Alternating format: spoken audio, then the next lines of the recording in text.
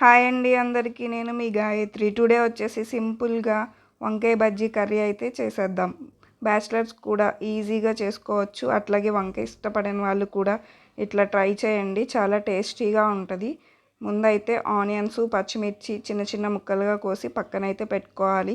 అట్లాగే వంకాయ కూడా ముక్కలు కోసి సాల్ట్ వాటర్లో వేసి పక్కన ఉంచుకోవాలి. స్టవ్ ఆన్ చేసుకొని ఒక ప్యాన్ తీసుకొని అందులోకి 2 గ్లాసెస్ ఆఫ్ వాటర్ తీసుకోవాలి. ఇందాక మనం పక్కన పెట్టుకున్న వంకాయలు అయితే ఇందులో వేసుకోవాలి. తర్వాత ఇందులోకి టేస్ట్కి చింతపండు, అట్లాగే టేస్ట్కి తగినంత సాల్టు, 1 టేబుల్ స్పూన్ కారం వేసుకొని వీటన్నిటిని ఒకసారి కలుపుకొని మూత పెట్టుకొని మగ్గించుకోవాలి. తర్వాత ఒకసారి మూత తీసి మళ్ళీ మొత్తాన్ని ఒకసారి మిక్స్ చేసుకోవాలి. ఈ వంకాయలు వాటర్ అంతా దగ్గరకు వచ్చిన తర్వాత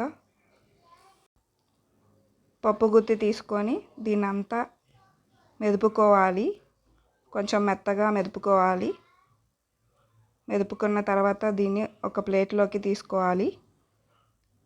దీనికి తాలింపు అయితే వేయాల్సి ఉంటుంది.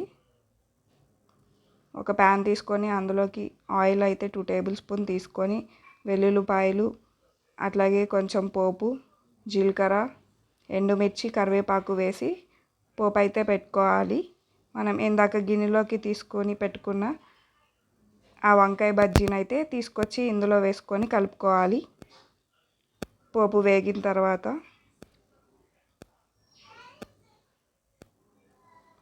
అందులోనే ఆనియన్స్, పచ్చిమిర్చి వేసుకొని కలుపుకోవాలి. అంతే, మన టేస్టీ వంకాయ బజ్జీ అయితే రెడీ అయిపోతుంది. చాలా అంటే చాలా టేస్టీగా ఉంటుంది.